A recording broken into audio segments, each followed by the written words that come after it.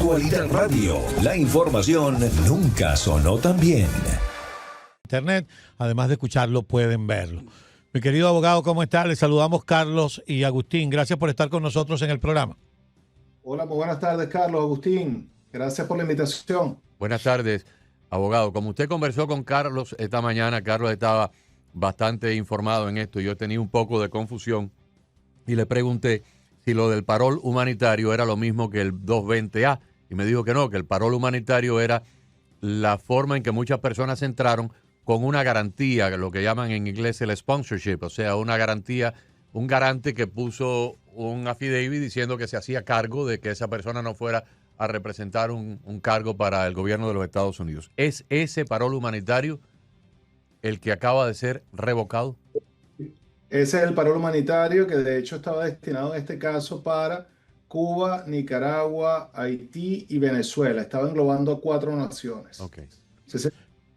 Sí, doctor Benítez, me gustaría que repitiera para la audiencia lo que conversábamos más temprano. Yo hice en lenguaje coloquial alguna aclaratoria con relación a aquellos beneficiarios de esta herramienta de parol humanitario, para aquellos que durante estos 2 años de vigencia que le dieron aprovecharon el tiempo e hicieron algún tipo de trámite para cambio de estatus. ¿Qué pasaría con ellos y qué pasaría con quienes no lo han hecho? Sí, es parte de lo que estábamos conversando el día de ayer, Carlos, y esta mañana, con respecto al hecho de que en el parol humanitario, ciertamente la Corte Suprema autorizó a que el gobierno procediera a la terminación anticipada de este instrumento. Recuerda que este instrumento, a diferencia, por ejemplo, del TPS, que para todo el mundo tiene una vigencia de inicio y de culminación específica, en el parol humanitario no funciona así, porque los 2 años de estadía autorizada se iban a computar conforme las personas fuesen llegando a territorio americano.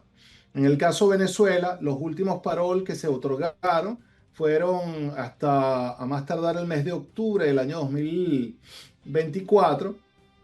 Por ende, digamos que apenas un remanente muy pequeño sería el que eventualmente tendría todavía vigencia de parol hasta mediados o finales del año que viene, pero estamos hablando de una cantidad ínfima. El resto del parol, al igual como pasó con Venezuela, también con las otras 3 naciones, Cuba, Nicaragua y Haití, digamos que la inmensa mayoría, el parol culminaba en todos ellos en fechas variadas, pero la inmensa mayoría este mismo año.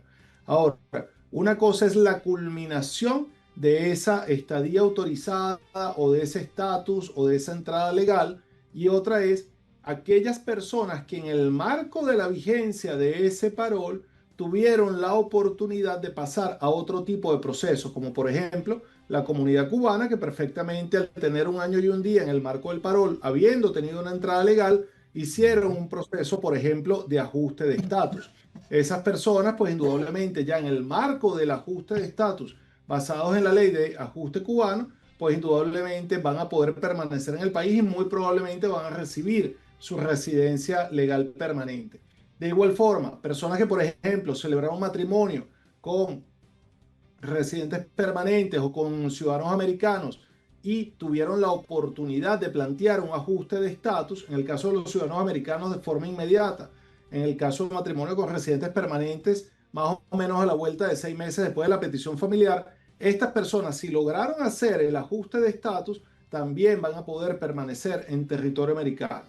Hay otra cantidad de personas que, aunque no eran peticiones familiares, Carlos, son peticiones laborales, employment based, y aunque el parol humanitario en principio no permite hacer un ajuste de estatus derivado de un employment based, muchas de estas personas, sobre todo en el contexto de lo que fue Venezuela y Haití, tuvieron la oportunidad de recibir un TPS. Y ese TPS sí abrió la puerta a que quienes fuesen beneficiarios, por ejemplo, de una visa de interés nacional o de una visa de habilidades extraordinarias o de una certificación laboral y ya hubiesen tenido por otros motivos disponibilidad para hacer ajustes de estatus, también lo iban a poder hacer. ¿Qué quiere decir esto?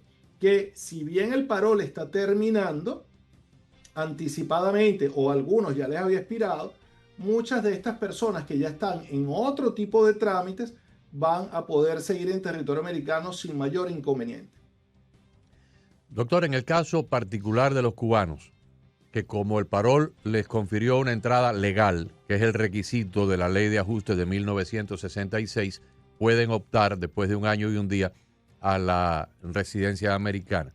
La pregunta es, ¿la petición para la residencia hay que esperar a hacerla después de un año y un día o se puede empezar el papeleo antes del año y un día para poder tener algo ya adelantado? Sí, la pregunta es pertinente porque eso ha generado confusión. En el marco de la ley de ajuste cubano, hay que esperar el año y un día porque es lo que realmente estaría generando lo que es el derecho a hacer uso de esa ley de ajuste cubano. Entiendo la pregunta porque deviene de que hubo un cambio de procedimiento, sobre todo en materia de peticiones de asilo, donde se viabilizó a que aquellas personas que fuesen beneficiarias de un asilo otorgado, que es otro sector de la población, lo hicieran incluso estando dentro del año, es decir, que no hayan esperado que transcurriera el año para poder pedir la residencia permanente producto de un asilo. Pero en este no es el caso para los beneficiarios de la ley de ajuste cubano. Los de la ley de ajuste cubano al año y un día ya tienen el derecho a pedir efectivamente su residencia. Y déjame hacer una preguntita por favor, de continuación o de continuidad. La fecha de revocación es en estos días, ¿no? O sea, si no ha ocurrido ya, va a ocurrir la semana que viene, en estos días.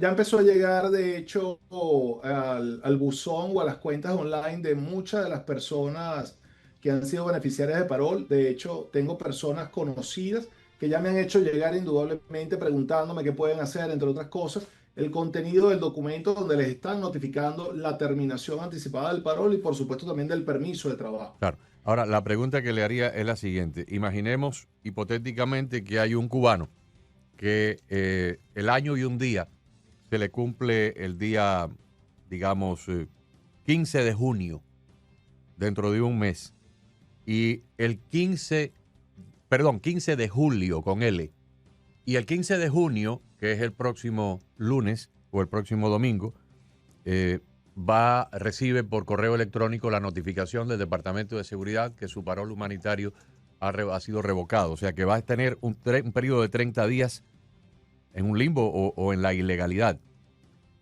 Si se queda escondido debajo de una piedra para que no lo arresten, ¿podría el día 15 de julio pedir el ajuste cubano o el hecho de que va a permanecer 30 días fuera de la legalidad lo inhibe, lo imposibilita? No, definitivamente lo va a poder pedir y es precisamente por eso es que nosotros los abogados le informamos a los clientes que si bien entendemos que hay una gentil invitación a abandonar el país a través de la aplicación CBP Home, ¿ok?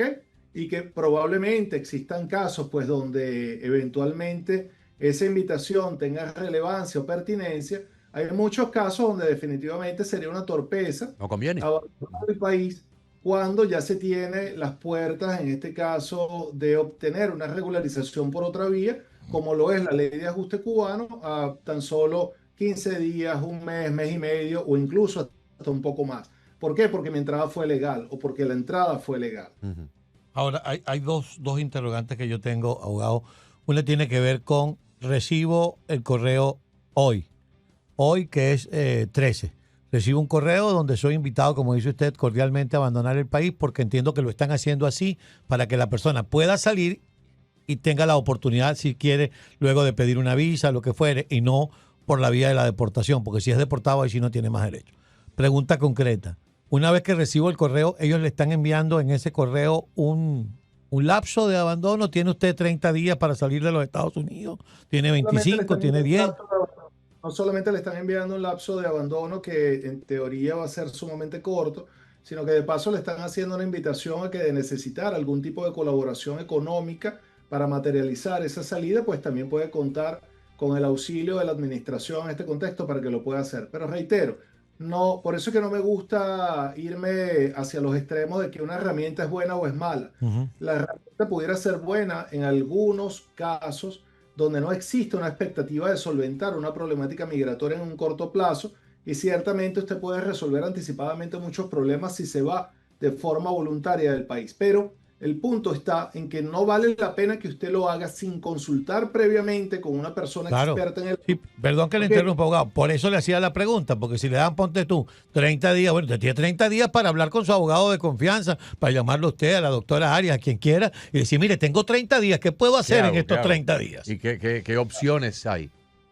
Claro, por ejemplo, pudiera haber en el lapso de estos 30 días, sobrevenidamente, si de forma legítima, no frívola, existe algún tipo de base protegida de asilo, yo pudiera perfectamente presentar una petición de asilo en este momento y llenar un vacío hasta que surja ese elemento que me dé nacimiento a la solicitud de ajuste por ley de ajuste cubano.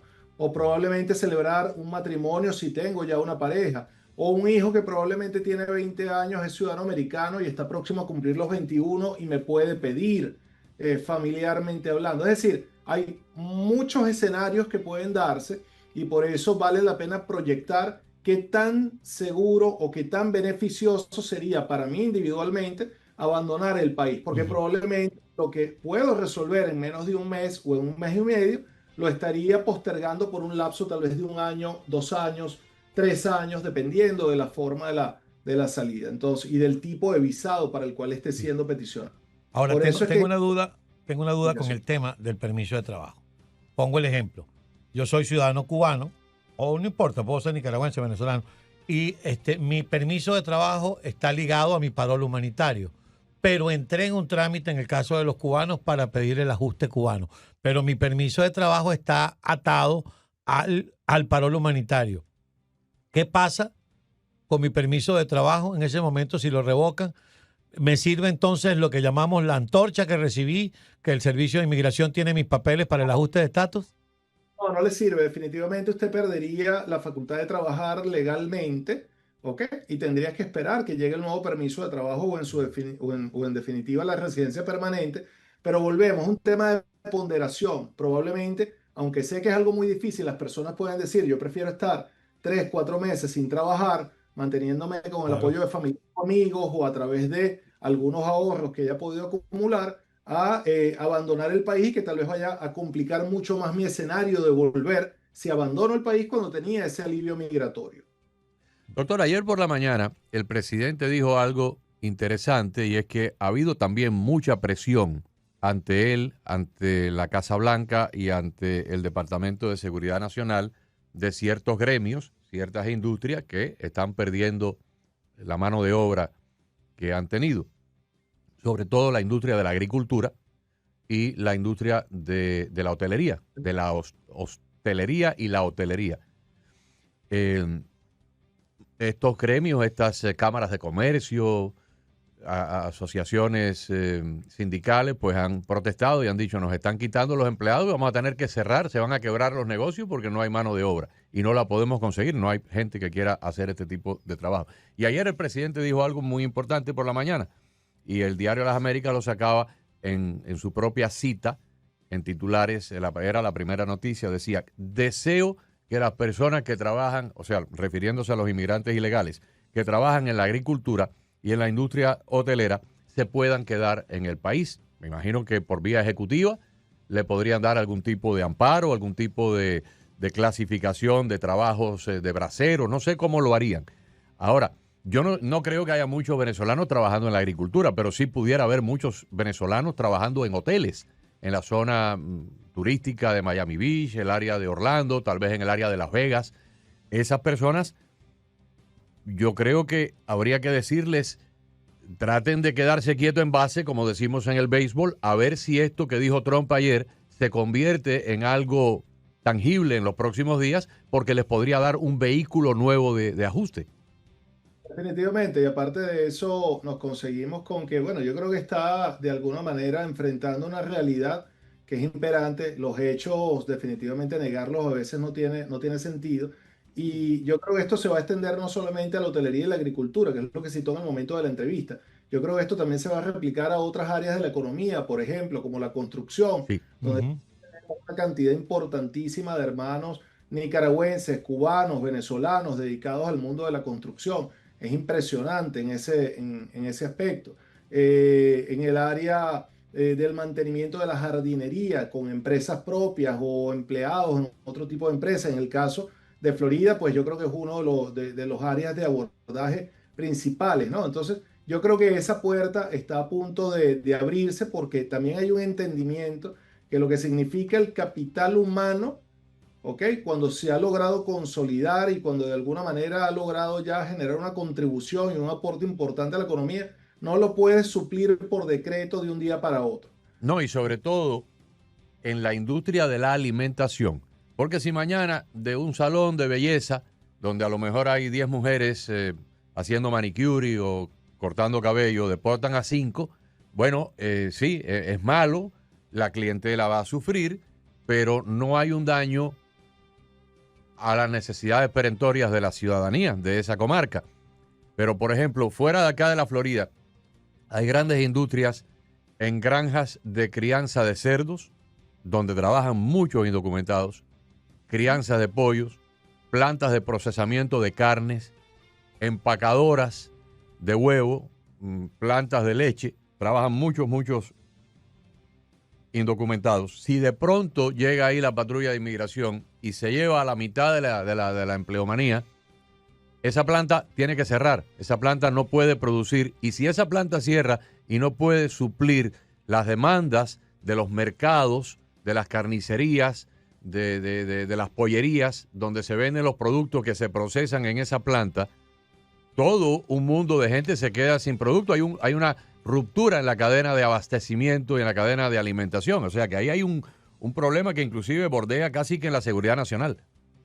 Sí, señor, sí, señor. De hecho, todo lo que tiene que ver con seguridad y soberanía alimentaria definitivamente atañe de forma directa a lo que es la seguridad nacional, porque en definitiva es la esencia del mantenimiento de la población y es lo que hemos estado viendo. De hecho, uno de los efectos negativos es que se está viendo el fenómeno de que incluso personas con documentación no están queriendo asistir en muchos de esos puestos de trabajo a sus sitios de trabajo precisamente por miedo al abordaje de las autoridades en ese aspecto. Entonces yo creo que estamos empezando a ver por lo menos un llamado de conciencia por parte del presidente que pudiéramos ver de alguna manera una flexibilización de la política migratoria en este momento y que de alguna manera podamos recobrar lo que siempre hemos querido, un orden de prioridades en las deportaciones.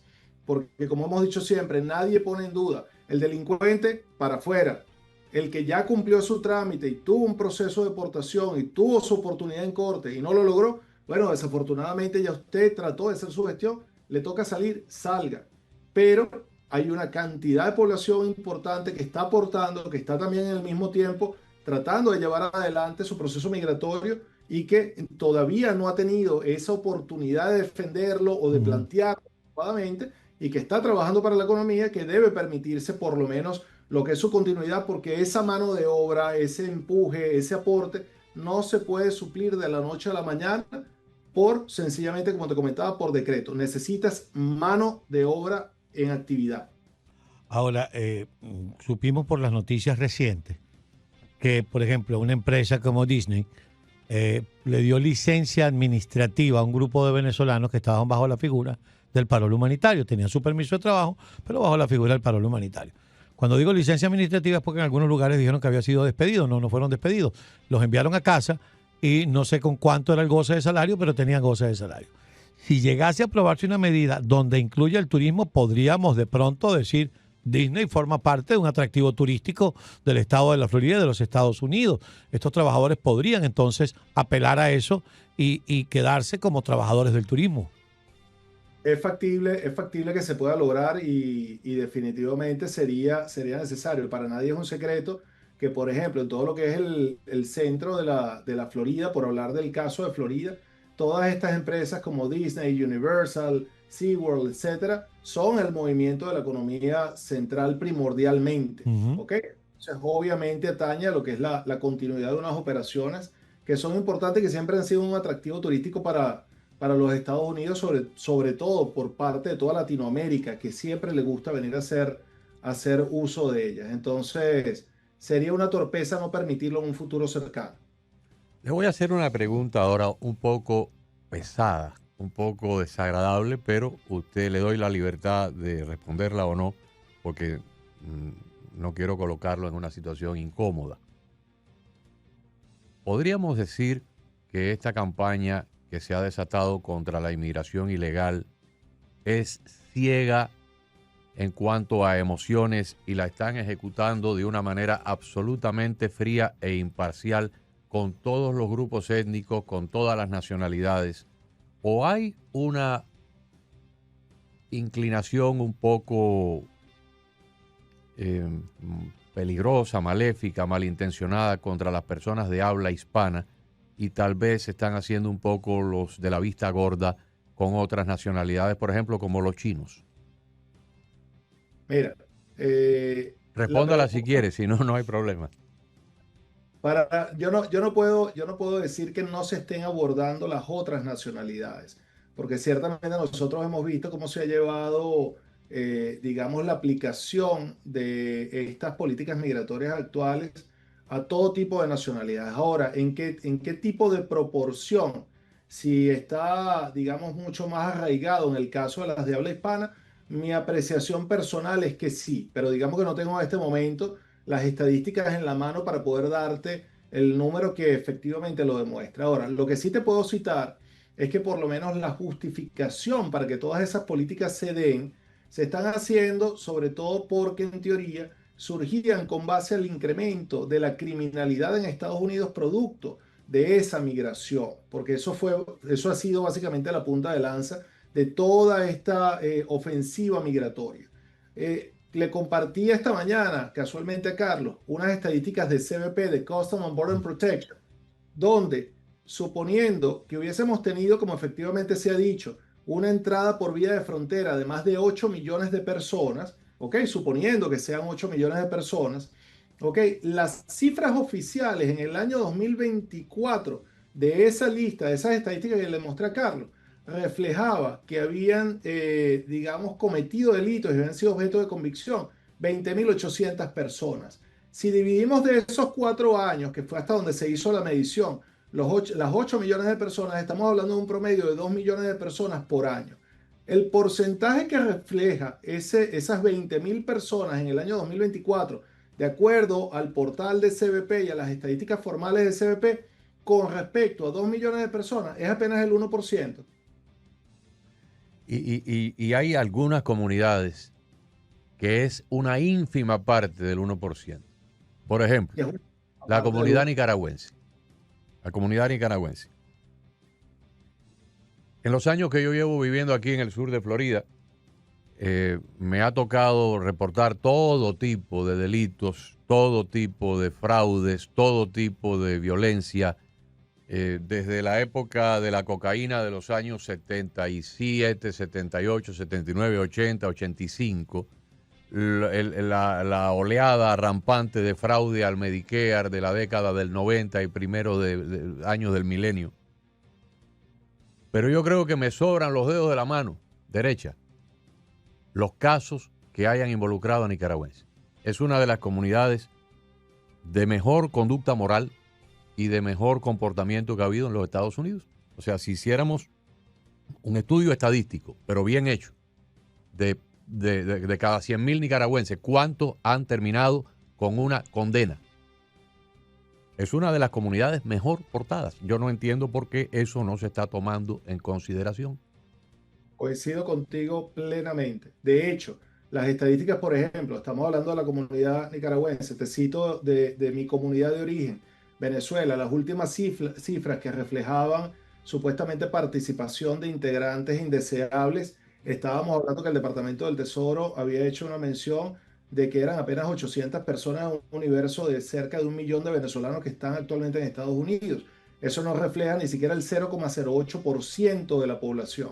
Entonces, al igual que la nicaragüense, al igual que la venezolana, bueno, la haitiana, yo me he quedado impresionado. La comunidad haitiana, producto de este trabajo, de esta interacción con distintas comunidades para efecto de los visados, es una comunidad que también es rica en intelecto, es una comunidad de personas súper inteligentes y súper trabajadoras, más allá de los problemas que puedan tener indudablemente a nivel de sus países. Es decir, estamos llenos de gente que lo que está dispuesta es aportar, gente que lo que está dispuesta es aportarse adecuadamente, adecuarse a las características del país, y lo que hagan unos revoltosos definitivamente no son digamos, los disparadores que deberían llevar a las consecuencias que estamos viviendo en estos momentos. Bueno, abogado, le agradezco mucho. Voy a dar su teléfono porque hemos estado con usted conversando un buen rato. Si usted se quiere comunicar con la oficina del doctor Héctor Benítez, la oficina de BM Legal, el teléfono es 786-558-5625. 786-558-5625. Tiene 3 oficinas aquí en Florida, tiene una oficina en Texas, en Katy, pero el 786-558-5625 para cualquier parte de la Unión Americana donde usted nos escuche. Doctor, gracias. Feliz Día del Padre y saludos. Feliz día, padre, que la pasen muy bien. Igualmente, Gracias, doctor gracias. Benítez. El doctor Héctor Benítez de la Oficina Jurídica Migratoria BENME Legal.